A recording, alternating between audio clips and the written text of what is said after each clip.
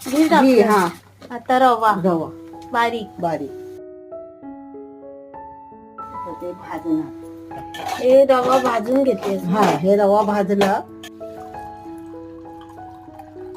दूध आणि पाणी, वेलची, जायफळ, सुंठ आणि ह्याच्यात हे काजू बदाम काजू बदाम, मनुक. थोडासा घी, साखर टाकणार. कढयाला द्यायचं. हा आला कड.